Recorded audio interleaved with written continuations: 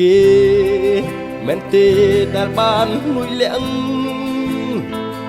លួចស្មោះលួចស្ម័គ្រធ្វើបាបចិត្តបងយូរហើយរូបបងនេះអូនក្បត់គ្មានស្រណោះឡើយមិនអាចលើកលែងអោយស្រីមានចិត្តក្បត់ឬស្យាអូនក្បត់មិនមែនធម្មតាពេលនេះបងបានគិតថាបញ្ចប់បញ្ហាដោយការបែកគ្នា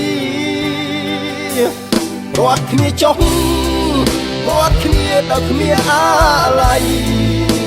ផ្ដាច់ទាំងនិស័យឲ្យចប់ដល់គ្មានពីងលីព្រោះខ្ញុំម្នាក់នេះជាអ្នកឈឺចិត្តក្រំគ្រាឈប់ស្រែកទាមទារឲ្យខ្ញុំវេទនាទៀតទៅ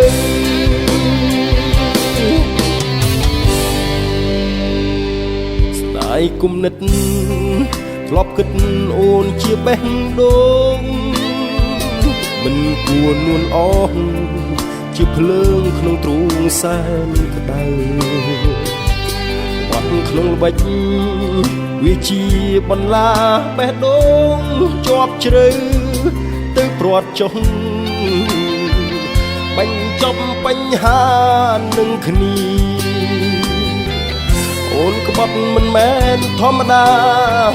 ពេលនេះបងបានគិតថាបញ្ចប់បញ្ហាដោយការបែកគ្នារត់គ្នាចុះរត់គ្នាដោយគ្មានអាឡ័យដាច់ទាំងនិស័យឲ្យចប់ដោយគ្មានពីងលី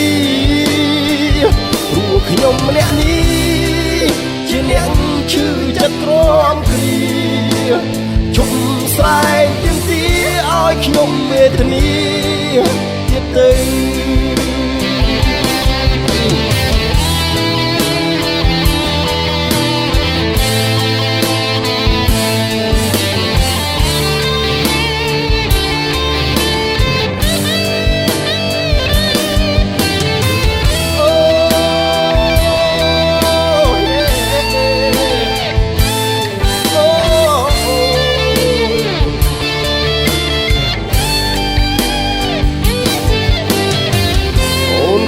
មិនមែនធម្មតា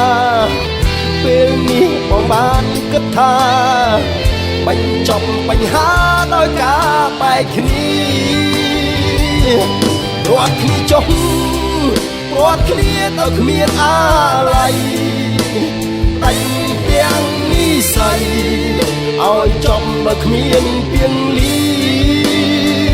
ព្រោះខ្ញុំម្នាក់នេះជាអ្នកឈឺចិត្តក្រំគ្រាឈប់ស្រែកទាមទារឲ្យខ្ញុំវេទនាទៀតទៅអូនប្រហែលជាពេញចិត្តនឹងបែកគ្នា